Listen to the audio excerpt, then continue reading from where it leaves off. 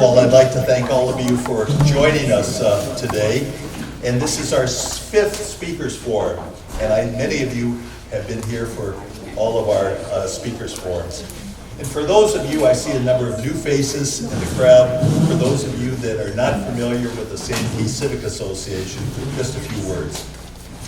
The Sandkey Civic Association was founded in 1991 as a nonprofit, nonpartisan organization. And I just want to recognize our board who is here today. Brian Pelfrey, he is our president. Our treasurer and technical advisor is Ray Plum. And we also have directors here, Greg Patterson, Skip Strittmatter, and of course Mike Nolte. I knew Mike when I was living in Germany, and Mike was living in Germany as well. It's great to have him here. We have a new three-pronged strategy this year, which all of you should be familiar with. We want to bring top speakers of interest to our members, such as this evening, to identify issues that you're concerned with. Secondly, we want to organize social events here on Sandkey to bring the residents together and so they get to know each other. Well, here's some numbers. I don't know if they're going to get any donuts, but okay. And the third pronged strategy is to offer discounts on product and services for our members. And a number of you were at our fourth Speakers Forum where you heard from Senior Executive from Steve Mezer that members get a 15 to 20% discount if they do a milestone and Sears inspection. Now, of course, if you have any issues that you want the Sandkey Civic Association to address, please let us know. Or if you want any speakers to come here, please let us know. And of course, I'm pleased that a number of people are here. Cookie, are you here? Yes. Where are you? Oh, there you are, Cookie. I'd like to welcome Cookie Kennedy, former mayor of Indian Rocks Beach and candidate for Pinellas County Commission. Also, Brian Beckman, candidate for the Florida House of Representatives, is here today. And Bill Johnson, president of CNC, have joined us this evening, along with Mike, and I always mispronounce his name, Mastruzario, former candidate for Clearwater City Council. Why don't all of you stand up so everybody can see you?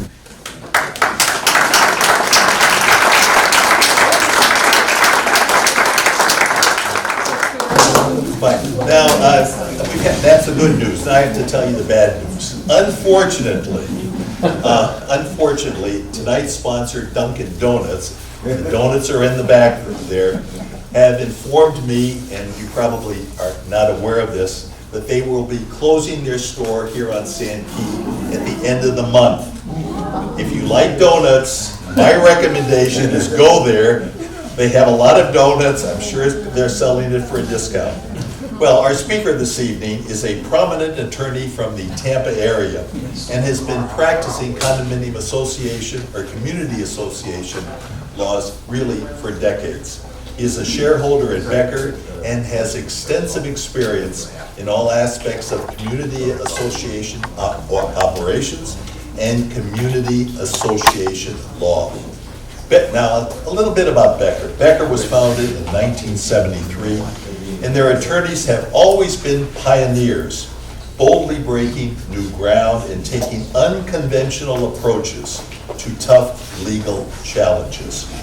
Our speaker represents condominium, homeowners, and cooperative associations, where he handles matters relating to and including the collection of assessments, covenant enforcement, and naturally foreclosures.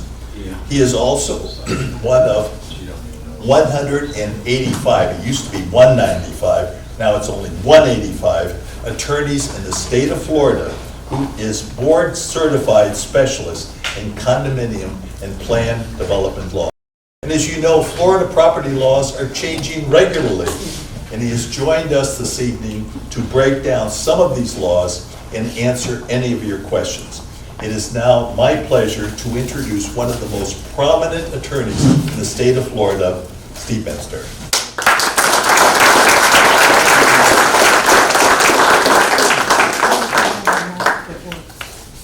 Well, good evening, and appreciate the introduction. Back there, sitting casually is a guy named Don Hall, who gave me my first job to become a condo attorney. So thanks to him that I am where I am, and it's really good to see you here tonight, Don. I assume you're retired? No, not yet. No? Getting there. He gave me that too. I'm not retired and don't have any plans to do that anytime soon. Okay, so when Fred reached out to me, what was it, probably January to come here? We were looking at March or April, and we said, well, that may be a little early because the legislative session, you never know what they're going to sign and do and so forth. So we said May, and I think you had a speaker, or I had a conflict or something. He said, well, June will be safe, right? I'm here to tell you it's not. It was not a good choice, I'm sorry. 98% of you are from condominium associations, and what's hanging over our collective heads is one large bill on condominiums, and it passed both houses of the legislature, went through. The governor hasn't asked to sign it yet, so it's not law. Many of you have other attorneys, that's okay, and many of those other law firms and some management companies and other professionals have put out summaries of the new laws, and they talk about the new condominium law. It's not there yet. So let's go home.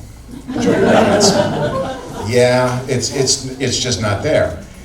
If you read some of the slang about it, the sponsor, Vicky Lopez, refers to it as Condo 3.0. It's the third correction after the Champlain Towers tragedy. And she's already working on 4.0, so don't think that this is the end of the road for it. But I'll go ahead at the end. I'm going to put it to the end of the list tonight to talk about what that bill says for a lot of reasons, not the least of which is it'll come back. So it gives you a really long head start if it doesn't get signed by the governor. If you had asked me through last Thursday, I would have said, yeah, it'll get there. And inside track from the governor's office was, yeah, it'll be signed. They changed their signals on Friday and said it's in trouble. I don't know who to believe, all right? So understand that what you're seeing, and you can go on the internet and you can find all kinds of wonderful summaries and predictions about that law. Nobody really knows. I don't know, only the governor knows. To put it in perspective, the state's budget hasn't been signed yet. They gave us a signal on that. That's coming first. You'll probably see the budget. Then what they do is they pause for about 15 days because they do the line item vetoes and they go back and forth. There won't be any new bills, so add 15 to around 5, you get to, this bill is supposed to be effective July 1, like with no notice. So it is what it is. I candidly would prefer that they put the budget off and give our condos a signal one way or the other first, but that's not the governor's priorities, but that's what we're dealing with. All right, what else passed and what else is going on? The number one issue probably for condo boards and managers is the estoppel certificates. They had that food fight again between the House and the Senate and the Florida legislature. It didn't pass. What happened was they were both so far apart, it came down to the very last day of the session, and neither one would budge, and so they got nowhere. So we're left the way it was, which probably is a good thing. We're okay with that for the time being. The arguments were who's going to pay the fee that's charged by the association. They had people saying that they wanted those for free. That means that you pay for them, and that doesn't go over really well with most of you. Or they said that they would be paid by the parties at the closing. That didn't go over real well with the associations because you wanted to be paid before the closing, so it went nowhere. There is a flood disclosure bill. If you happen to buy a property in Florida, they will now have to disclose that it had flooding. Flooding is any kind of a water event. That can be the washing machine overflowing. It can be the natural disaster type flooding, but water going into that property, now they must disclose that. Unauthorized possession. Anybody ever have somebody claiming to be the resident and taking over, the infamous squatters? Florida has gotten ridiculously aggressive about it, and maybe appropriately so, about squatters. There were, gosh, about 5 years ago, 6 years ago, over by Disney World, all those hotels and motels, people decided to call those home. And they couldn't get them out of there. Well, they had no place to live, and at least they were living in a hotel. You buy one night and stay forever kind of thing. And the cops would say, hey, you know, they're there, they've got a key, go away. And the judges were saying, no, you have to do landlord-tenant eviction or some kind of removal by the innkeeper statute. And that just takes so long, and it's so expensive, and courts being what they are, it really was not a remedy. So now they have a limited cause of action, and this is something for you to keep in mind, that would allow you to call the police on the person who's in there. The police officer makes the determination of title. How they're gonna do that, I don't know. I mean, let's face it, lawyers, judges, other folks who do this for a living can't figure out title, but the police officer on the street is going to be asked to make that determination. If you get one of these, please help them out. You know, you may have more information in your records than the police officer does, and the police officer will remove the people who are there in his or her judgment improperly, get them out on the street, and put the lawful owner back into possession. Oh, that's cool. And that's really helpful, because you've read all the horror stories about the squatters who stay there forever. Meanwhile, the lawful owner can't get to his or her own home, and the home's being destroyed. So they do have a remedy. If the squatter presents what is a false lease, false deed, any false document is now criminal. It's a first-degree misdemeanor. That's up to a year in the county jail for those of you who don't speak criminal. If, however, you do a fraudulent listing, so you're getting a little more aggressive about it and creative. If you make a false listing, I list Fred's house or my own home, well, Fred's home, let's do that. Fred's home for rent, and I pick up the check, and I've seen this on Channel 8 and Channel 10 and 13. I don't leave anybody out in Channel 28. It happens here in the Tampa Bay area. Somebody will buy a home or actually rent into a home under a fraudulent listing, and guess what? They have paid the down payment and they have gotten nothing. If you do a fraudulent listing or advertisement for sale or lease, it is a first-degree felony. That's like murder, robbery, and rape. That's pretty good. All right, that's how serious Florida is treating it, and that's probably a good idea. I mean, it's over the top, but it may stop people from doing that. I have had clients, homeowner associations in particular, some condos, where somebody comes from Indiana, Illinois, typically Midwest folks who paid money, you know, because they trust people in the Midwest. And they come into Florida and they show up with the kids and everything, and guess what? It was bogus and they're out their money. And this is, you know, it's not good for us here in Florida, it's not good for those folks who've come all this way, and so they're going to do something about it. One of the other bills that has not yet been given to the governor but has a better prognosis, in the introduction, by the way, they didn't say, I'm just getting off, I have about 25 more days as legislative chair for the real property section of Florida Bar. It means everything dealing with real estate law comes by my desk, and it's kind of like an obsession. That's why I had to ask how long you want me to talk, because I can do this forever. And you don't want that. It was a bill on easements. There was a case from one of the appellate courts here in Florida early in 23 dealing with easement rights, and said that an owner of land, developer, can't reserve rights over their own land. You think about that when you do a subdivision. I'm building, you know, Steve's subdivision, and I'm going to create easements, the roads in and out, and people's access to the clubhouse and the pool, and all those neat things. But I own the land. It's an easement over my own land. I can't do that according to the appellate case. The one that was actually before the court had to do with the parking garage in a condominium. Let me bring it home to you a little bit. There are easements by statute in 718 all over a condominium except the parking garage. They left that one out. And of course, attorneys being what they are, it took them like 30 or 40 years to figure it out, but they did. And the appellate court agreed with them and said it's not a valid easement to the parking garage. Make it more complicated, it was what we call a mixed-use condominium, meaning they have residential and commercial.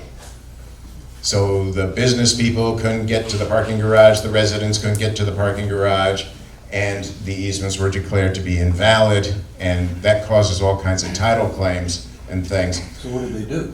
What did they do? Right now, it's just sitting there.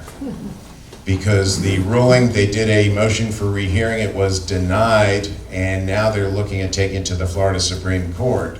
So it's not a final ruling, but if anybody here went through the torture of law school, you might remember that is real property law. You can't create an easement for yourself over your own property.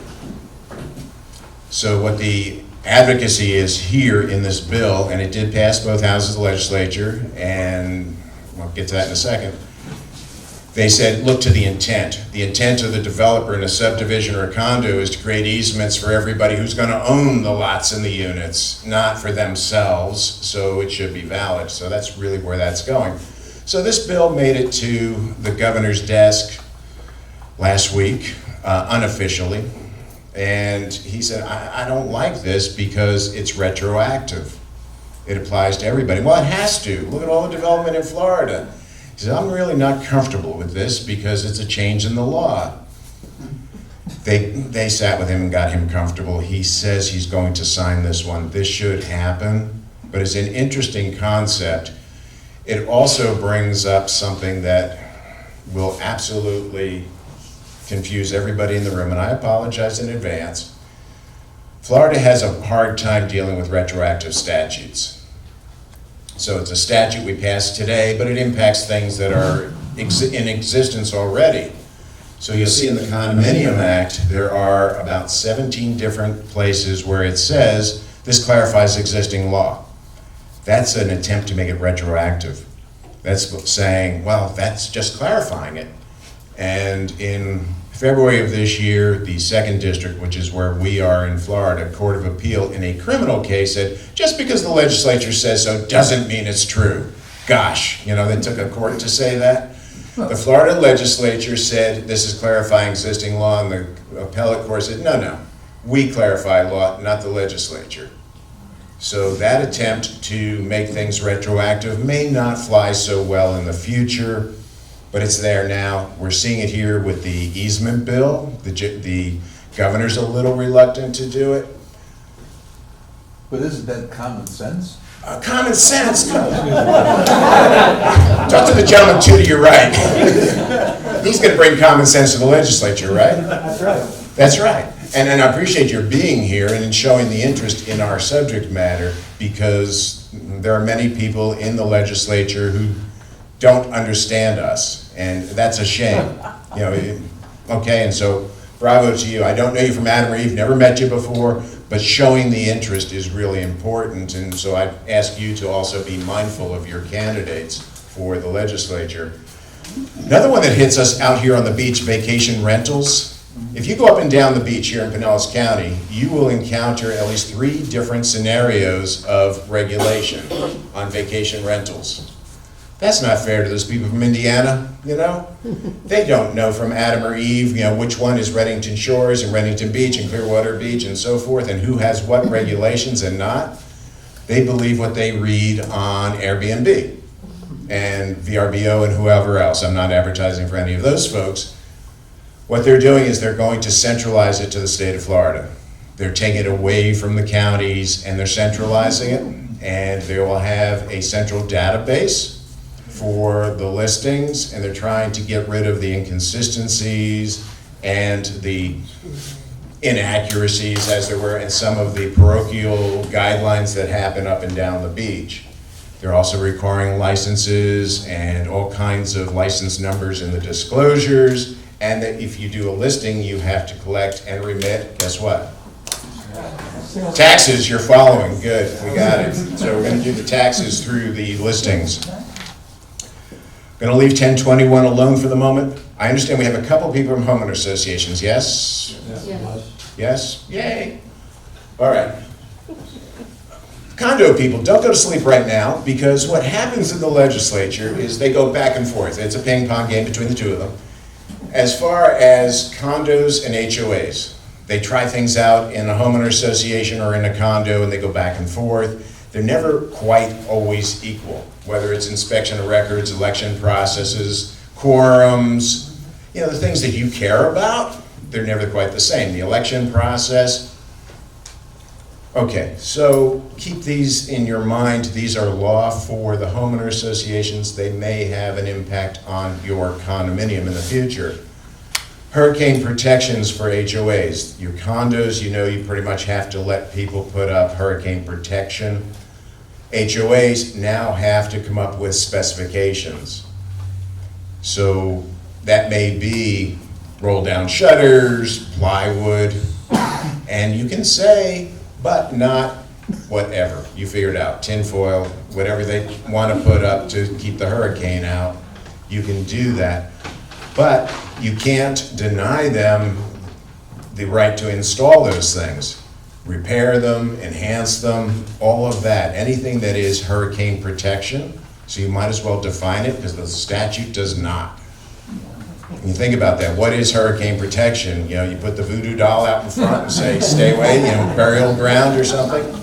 I don't know. That was signed into law, by the way, May 28. Talking about when we were talking about setting this into April or maybe May. May 28, it was signed into law, and it became effective that day. Now, everybody has heard about it, right? It's been on the news, it's been on the front page of the paper you don't read anymore. Yeah. It's not out there, and here we are heading into hurricane season, and if you lived in one of those subdivisions, you might like to know about that. Back into the homeowner associations, provisions of rules and covenants. Now, homeowner association must provide either physical or digital copies of the rules and covenants to every member in the community starting October 1. After that, it's every new member gets them. So they're putting the burden on you to do this. Hear the electronic part? The theme here is get your documents and your assets into electronic format. Again, condo people, pay attention. Electronic documents, way of the future. It's going to be a must for you, I promise. Then the bill says of the law, and this also was signed on May 29. Governor was on a roll. This was Thursday, Friday, right in there. And he signed it on the 29th, and it will become effective July 1. And it says you must have a link to this on your homepage. There's no requirement that a homeowner association have a website. This is why I'm saying, again, I urge you to become familiar with our territory, because it's little things like that that just don't make sense. But it makes sense by way of efficiencies. If I can keep the people informed, if I can give them the information they need, I can keep them out of the office, particularly if I'm a smaller association and the office is my home, and I want to keep them out of my home, put it on the website. It's a lot easier, and it's available to them 24/7. Governor was on a roll. May 31, he signed another bill, and it's 1203, and those who keep track. Again, watch the parallel between the condos and the homeowner associations. Retention of records, 7 years. Does that sound familiar? That's kind of where the condos were for most of the time. Associations with 100 or more parcels must have a website. But if it's smaller, they don't. Most HOAs are actually smaller. There are some with 100 or more, but okay. And then it has a list of documents, just like the condos have had for 3 years now? It's now coming to the HOAs, so they're crossing over. On the HOA side only, you cannot have a fine if the violation has been corrected. I love fines, by the way. I think it's very persuasive, and we're looking for compliance. We're not looking for fundraising, but it has a certain incentive to it to get things done. If the violation is cured in an HOA, no fine, and it's cured by the time of that committee hearing. Remember, you both have those. After the board levies the fine, it goes to a committee.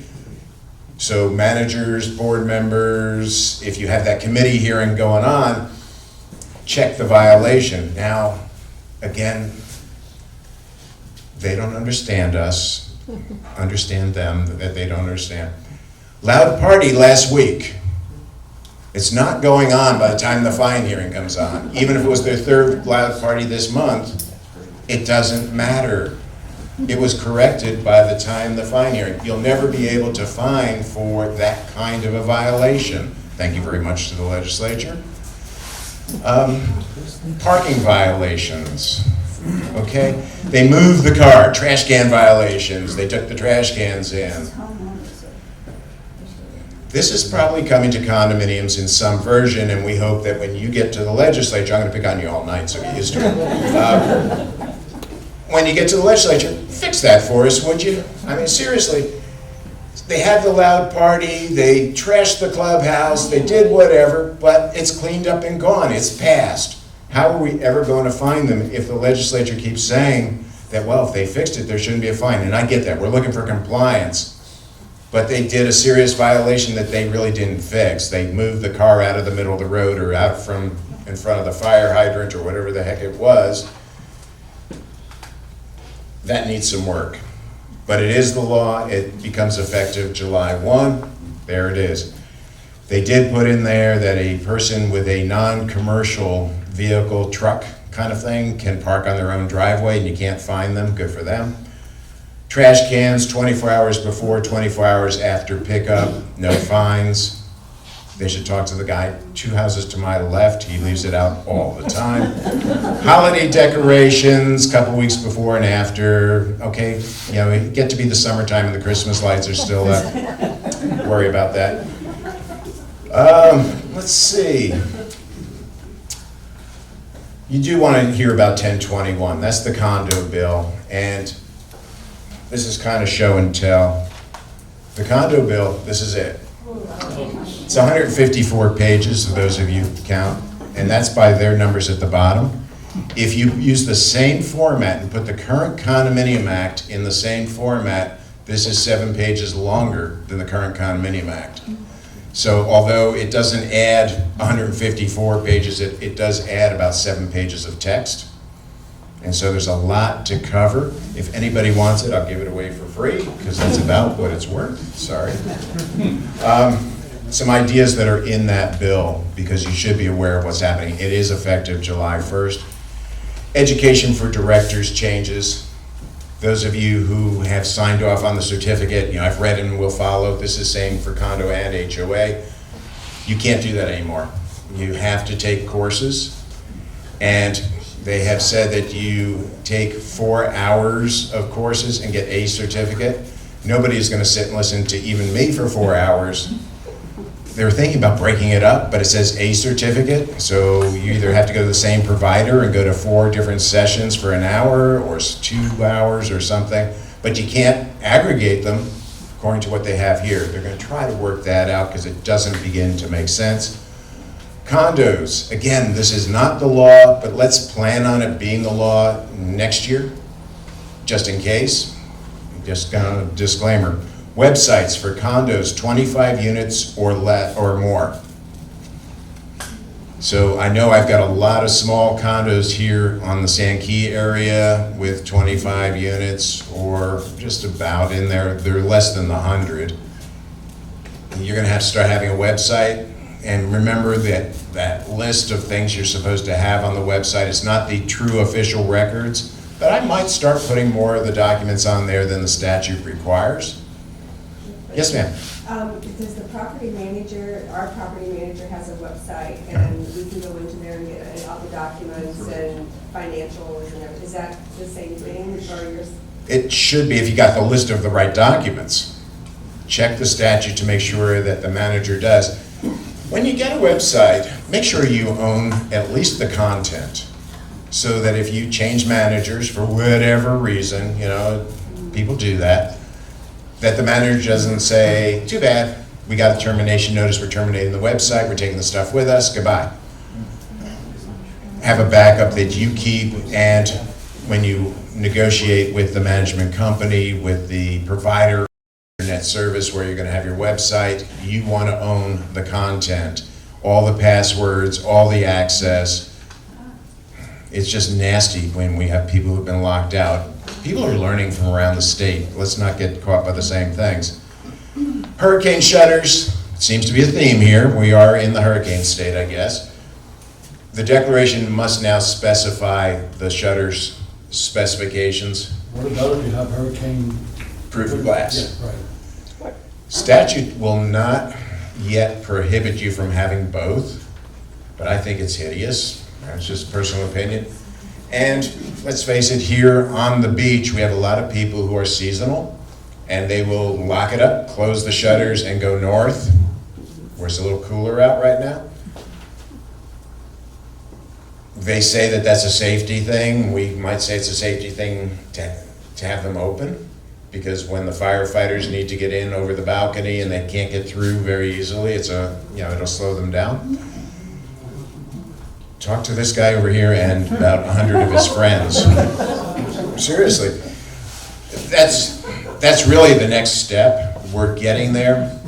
This bill will allow the association to do the hurricane-proof glass, but if somebody already put it in their unit because they control the windows, they can get a credit for it. So that's a little more fair. I spent a couple $1,000s putting in windows in my unit. Now the association's finally going to do it for everybody. I want my credit, and they're now allowing you to do that, even though it may be a limited common element or common element under the control of the association. So we'll see what happens with that. Big brouhaha, both in the condo side and on the HOA side. Those of you who are condo directors, I don't know if you're aware of this, but a lot of the things that have been done wrong in condominiums, like altering records, you put a check mark on something, that's altering a record, or maybe you filled in a blank on a record, which you should not do. That is criminal, particularly if it's intent to cover up a crime. But who's going to say why you filled in things and why you put the check mark in? The nice police officer left. They don't have enough police officers to go to all the condominium associations to handle all those things. So they put the state agency back in charge. That's the Department of Business and Professional Regulation, the Bureau of Condominiums, and they said, you can do this. And they've expanded their jurisdiction. Since I've been doing it with Don too many years ago, they have gone through, I don't know how many division directors, but the last one just left. And her name was Siobhan. And I'm not sure if they have one of those things on the door they slide the names on, because they probably don't put them on and with lettering that sticks. It's too expensive. But that's just it. She was really good, nice lady, but she's gone. And there's not yet a new person in her place. And so the state is regulating condominiums, and they've expanded the jurisdiction of the Bureau to handle elections and recalls. Right now, it's just money, the financials, things like that. They're looking at recalls, some of the other violations, because why? They want to keep it away from the police department. This whole thing of criminalizing everything that's going on. There was a horrible HOA, homeowner association in South Florida, where they really did, if what they said happened did happen, because there's a lot of money missing and a lot of people involved, and the state attorney down in South Florida is prosecuting them, like a dozen of them, board members, manager, the whole thing. And that's why you all, to the people in Tallahassee, you all look better in orange. That's just the way they think about you. And it's wrong, because you're 99.999% of you are good, hardworking, honest people, and that doesn't get votes, does it? If they make it more attractive to say, oh, they're all criminals, because there are more voters than there are directors. So if your condo has 100 people and 5 directors, it's 5 and 100, or 95 to 5 if you really want to look at it. And so they'd rather have the 95 who don't necessarily trust you, even though they elected you, most of you. So be careful of that. It's just a hard situation. And they didn't really think it through in Tallahassee that if something is criminal, if something's criminal, it's probably not going to be covered by your insurance. So here you are. I would always tell my clients, Don taught me well, always have D&O insurance. You all do, right? Directors and officers insurance. And it's not going to do you any good if they charge you with a crime. And now they're making everything criminal, which is taking out your insurance coverage, so be careful. Meetings 4 times a year if you have 10 or more units. And I know I've got one down the beach here that has only 4 units. Yay. But if you have 10 or more, you've got to meet 4 times a year. And at that meeting, owners have a right to ask questions. Yay, they always could. However, it doesn't say you have to answer them. Be polite. Be polite. Yeah, so don't think that, hey, I'm on the board, they expect me to answer the question. I've been there, I've been my HOA president. Yes, ma'am? So the owner's comments and questions during the meeting, or can the meeting be adjourned and then you offer the owner's comments? If it's adjourned, is it during the meeting? No. Thank you. Yeah, and again, it's not comments or questions. It's comments right now. HOAs and condos. They can't, you are not there to be cross-examined. You're not there to know everything. What's the deductible on our insurance? You may know that one, you might not. Don't guess. I'll write that down and say, hey, I'll either shoot you an email or I'll answer it at the next meeting. Don't answer their questions, because eventually you'll get one wrong. And they will record the meeting, because everybody has a phone and they can record your meetings, and they will. In the 154-page bill, there's one little paragraph on the statute of repose. Oh, what's that? Sounds like statute of limitations, but it's different. The legislature has been marching the statute of limitations backwards, which is not to your benefit. Will you move it the other way? At least put it back where it was. I mean, we're not asking for much. Statute of limitations is when you can file a lawsuit. The largest one we see obviously would be construction defects, and hopefully most of you are past that time onto other things, but it applies to all lawsuits. Statute of repose is when you could have brought the lawsuit. It's when you knew or should have known about it. So when did you figure out that the roof was leaking? Maybe. And that's the classic case, by the way, is when you figured out the roof was leaking, you might have a defective roof. For condominiums, the statute of limitations begins at turnover. The statute of repose did not. And if I'm a smart developer, and Don had a lot of smart developers as clients, really, I mean, just did a phenomenal job. You wait until the statute of repose is passed, and there is no statute of limitations. Gotcha. And not that he was doing that, and not that the developers are doing it on purpose, they'd like to sell those units and get out. But market being what it is and everything else, time went by and the developer got off. The CAMs, anybody a community association manager? Okay, your managers, legislature didn't like them either this year. I just want to make sure they weren't in the audience. Legislature did not like them. So they makes them disclose conflicts. That doesn't sound like an unreasonable ask for them to do that. They're going to put it in the contract. So when you get a contract from your manager, please read it. In there, they will disclose their affiliations, and typically you'll see it's going to be with insurance companies and banks. And what do you deal with? Insurance companies and banks. And what if they are getting a fee? I won't call it a kickback, I promise. But they're getting an incentive to deal with that bank or that insurance company that they're dealing with. That has to be disclosed, but do read it, because it's going to be buried in your management contract, and I suspect unless you've just recently renewed your management contract, you have not read your management contract. Nobody does. You care about how he or she performs, not what's in that piece of paper. Lost records, and I've got 2 more to go. Lost records in the condominium.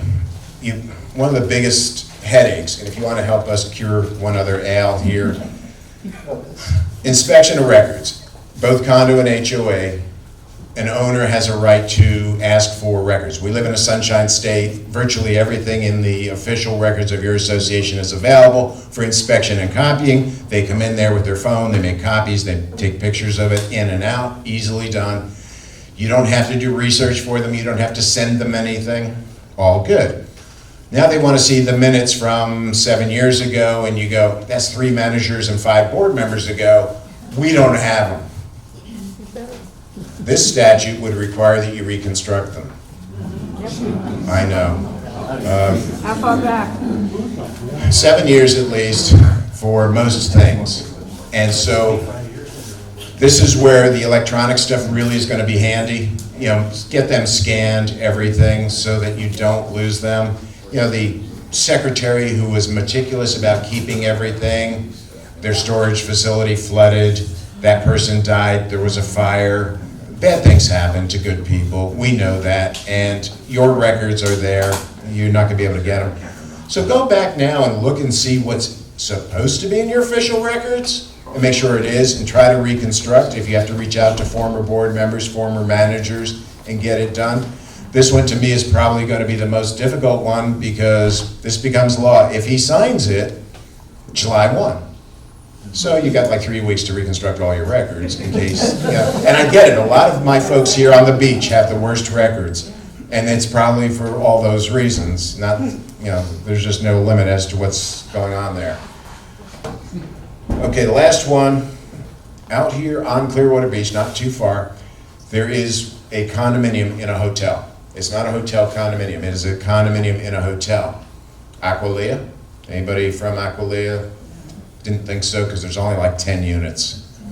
And so what they did is they sold, I believe it's a Hyatt, don't? Okay, thanks. So you could buy a condominium unit within the Hyatt Hotel. Here, here, here, and here. How they figure out who pays for the roof and everything else becomes quite a problem. And people in that kind of property, including Aquilea, let's figure it out, those people, they may only use 1 or 2 of the elevators, and there's 16 elevators in that building. And there is a valet, and there are people who take care of the cabanas, and housekeeping, and front desk, and back office. So this part of the 154 pages was supposed to make that legitimate. So help you out, because who's gonna figure out how to budget for the roof, and the floors in the hallway, and all the staffing issues, and the insurance, and oh, by the way, access to the official records, so that I can figure out who pays for the elevators and all those things. And Hyatt really wasn't gonna be real happy about it, having to show how much they pay the people in the back office, or that we're not paying for them just because we own 1 of the 10 units. There's a little lack of trust there. You trust them because you like the brand. I'm gonna live in a Hyatt hotel. Now, I'm not so happy because I'm paying for 16 elevators, but we might use 3. And there's, you know, elevators are expensive. This one is the one that's holding up the 1021. So you want to know, I went through all the other things, and there are several more, but this is the one that the governor has the most trouble with. And what they had tried to do to make it a little more palatable, you know, a little sugar with the medicine, was that they said, okay, let's put some consumer disclosures in the contract and in the documents. Hey, you're buying a unit, we'll just use Aquilea because it's here. You're buying a unit in the Hyatt Hotel. Is anybody couldn't figure that out? Do I need a consumer disclosure to say you're buying into the Hyatt Hotel? It does talk about the access to records, it does talk about the budgeting, but it's kind of going to be buried in the documentation and the disclosure. So anybody here has read their condo documents cover to cover? Yes. Oh, I'm talking to the wrong crowd. Any of your unit owners have read them? No. Okay, good. I mean, that's what happens. The average consumer doesn't read the documents, and so he or she buys that unit in the Aquilea. They're not going to read it. They're not going to know, and they're not going to care until it's too late, and they figure it out. And they go, wait a minute, we're paying for 16 elevators, and this is hypothetical, but we only have use for 3. So that needs to be done, and again, the governor is concerned about the retroactivity of it. How does this apply to existing properties? What can we do to help them? There's nothing you can do to help them. And that's the sad part about that. Last question.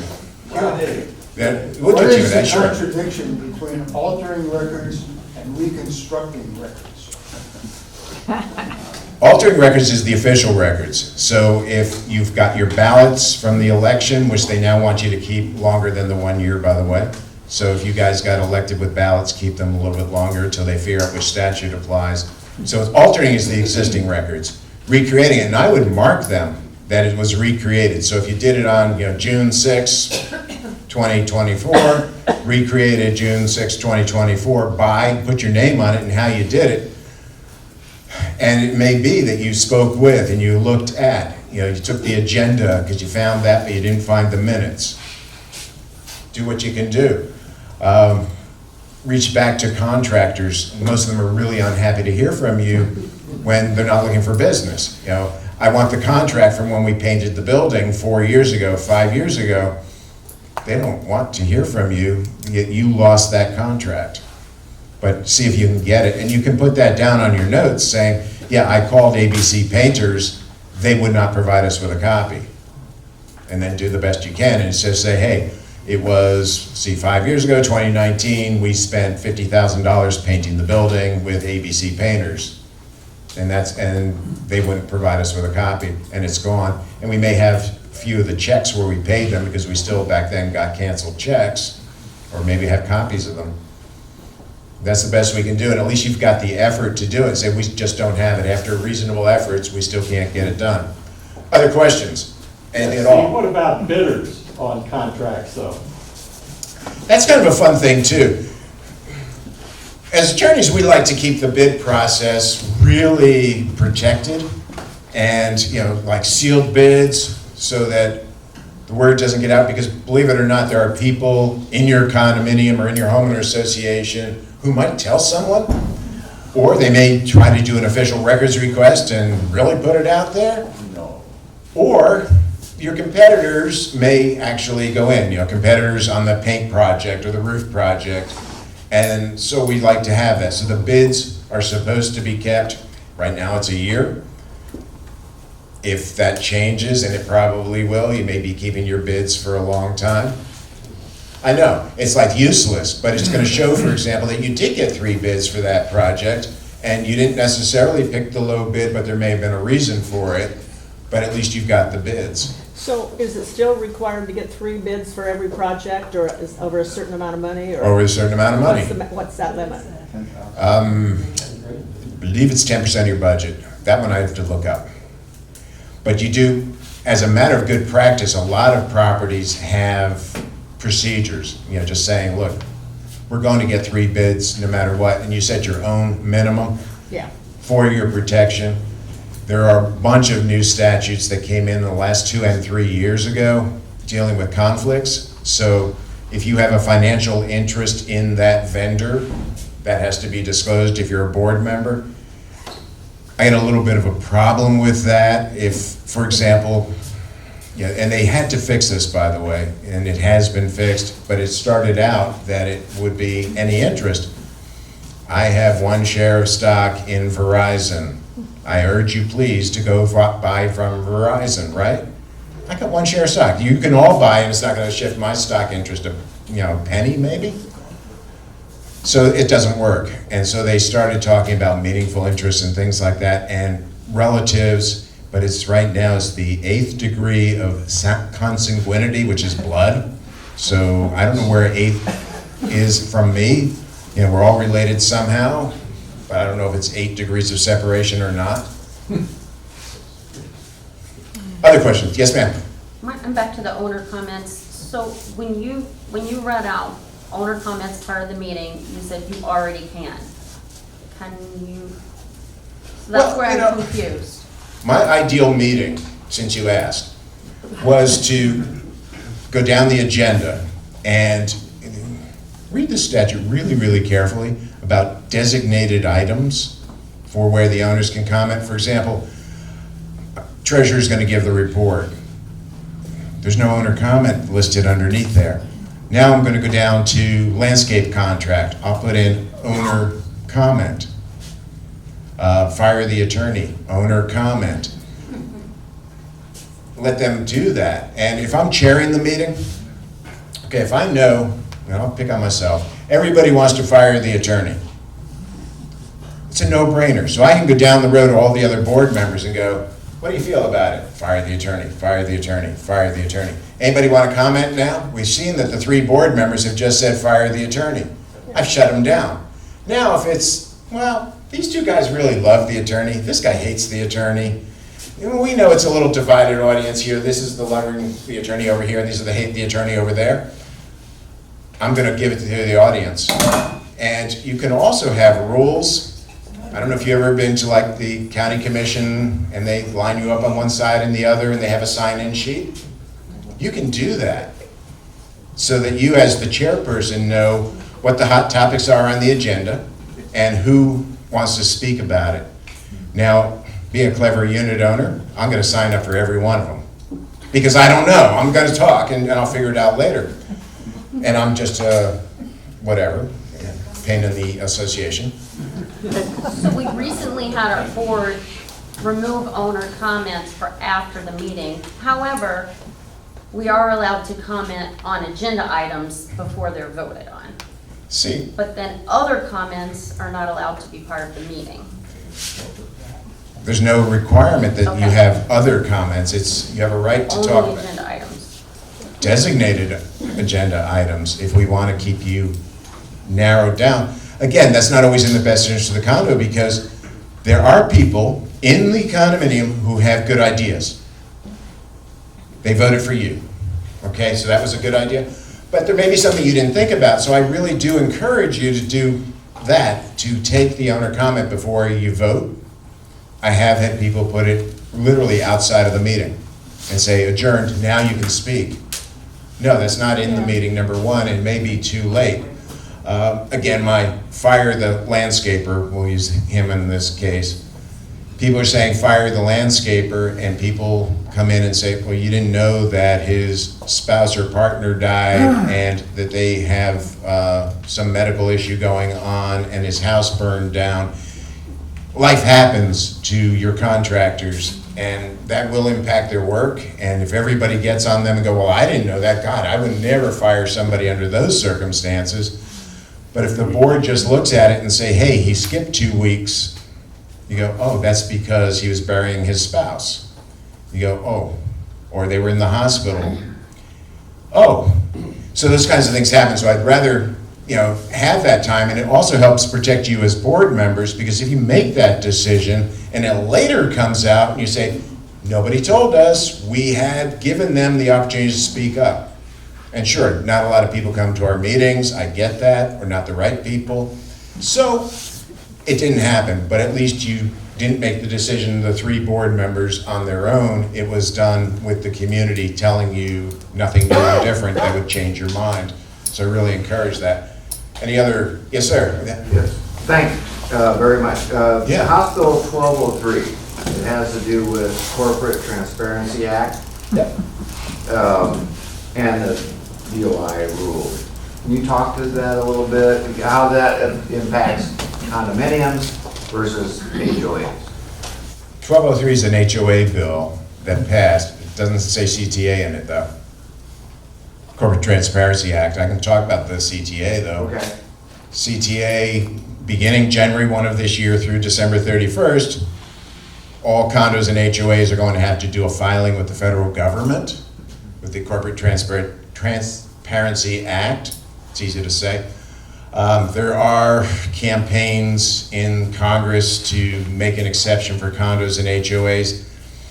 I'm not totally sure that's going to happen, so I wouldn't count on it. But I'm telling my clients, wait until the 4th quarter to do it, because every time you change, what that is, on the Corporate Transparency Act disclosure, and this has to do with money laundering and fraud for the federal government, FinCEN, telling you to wait to the end because every time you change a board member, somebody dies, quits, resigns, you have a new election, you have 30 days to update that report. That gets a little tedious and not much fun.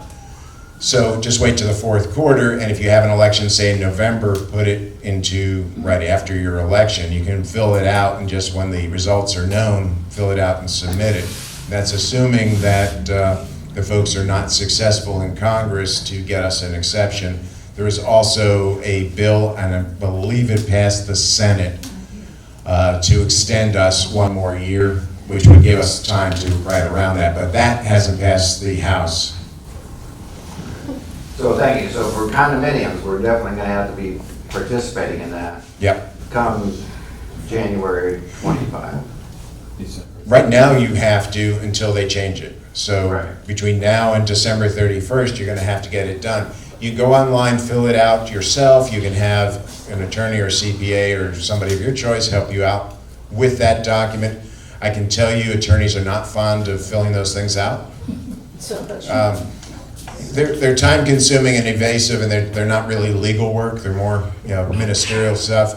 They'll ask you for your driver's license, your home address, social security number, things like that. And I've already had people say, I don't want to give them my social security number. Yeah, you don't want the federal government to have your social security number.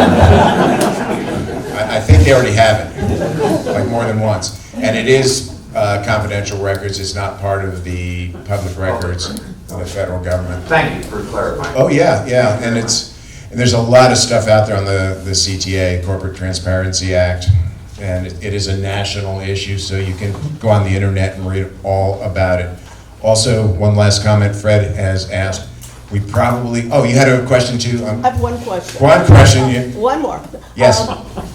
Is it still 75% of your entire ownership in order to change anything in your articles and bylaws?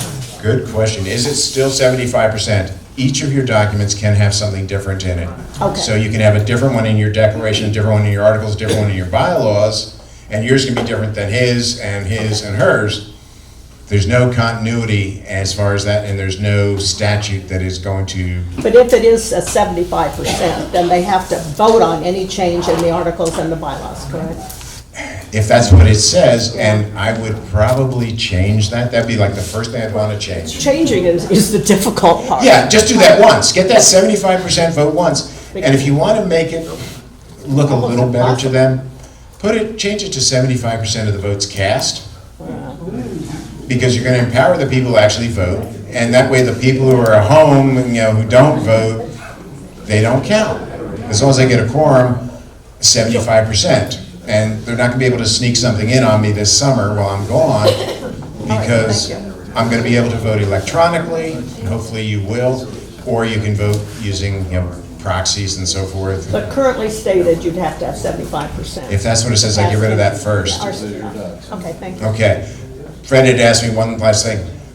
Many of you know that you will need a board certification class of one kind or another. I'm due one here for this group, no charge, and probably what we're looking at, October or thereabouts.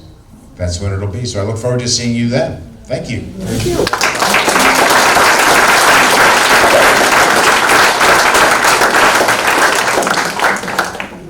Wow, what a presentation.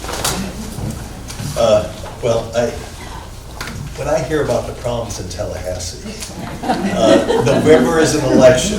Vote for the right person that protects our interest. That's all I can say. I'm nonpartisan. Vote for the person that will protect our interest. I want to thank all of you for joining us this evening. Thank you for your questions. And of course, if you have any suggestions or recommendations on how we can serve you better, and how do we make the events more interesting, please talk to a member of the board, because we'd like to even improve this wonderful meeting. I also want to thank Shelley Briner for organizing our first social event, Cinco de Mayo at Dillard's on the 5th of May. And I want to thank all of you for attending this event. We sent out the invitations very late, but within 24 hours, she had 60 people, which was the maximum. And Shelley, you're in the audience, I think? Why don't you stand up, Shelley? This is our event director.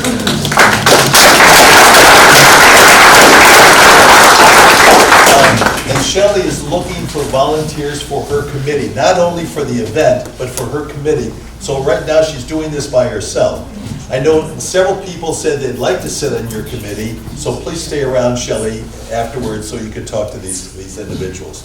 Our next social event will be on July 9th, It will be a rooftop extravaganza called Motown with the Stars, and invitations will be sent to all of you shortly.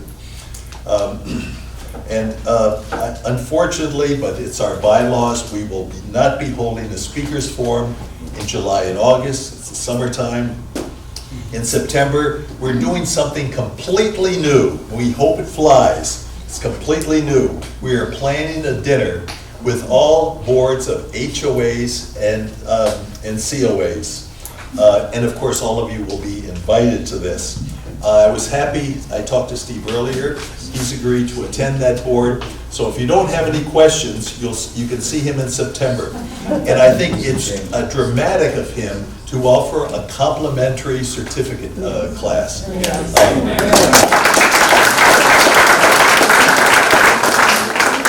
And at that September meeting, Mayor Bruce Rector will be opening, with his opening remarks. We will have a senior executive from Schindler Elevator attending that. He'll basically doing the same thing that Steve did today, explaining new elevator laws in the state of Florida. He would be followed by Clearwater Fire Chief Scott Ellers and two of his division chiefs. Now, we've done something also new. We're trying to be creative at the St. Keith Civic Association. Chief Ellers will outline the services which he provides to the community, and also talk about the partnership that the St. Keith Civic Association and the Clearwater Fire Department have organized to hold their high-rise training exercises on St. Keith in our buildings in November. Of course, you have to sign up for it. It's all volunteers. But our desire is to protect the first responders and to protect the residents in our building. And if you have any questions on this, speak to Ray Plum.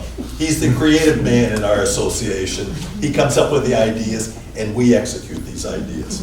In October, the 4 candidates who are running for the 2 seats at the Pinellas County Commission will outline their plans, and I'm very happy that Cookie is here with us, because she's one of the candidates. As I said, look to all the candidates and come here in October, and you can decide who you want to vote for. We want everyone on St. Keith and Island Estates. A few people from Island Estates, including their president. Where'd David go?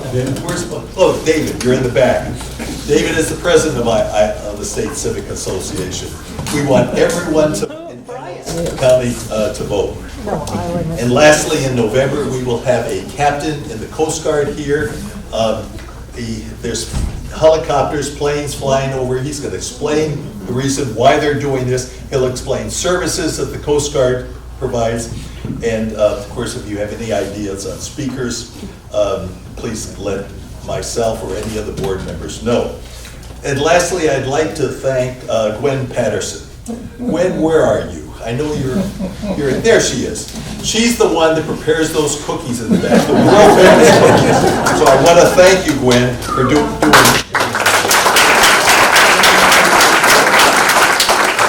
Finally, of course, I'd like to thank Lieutenant Blake Hasty and Steve Messner for their remarks today. Thank you very much.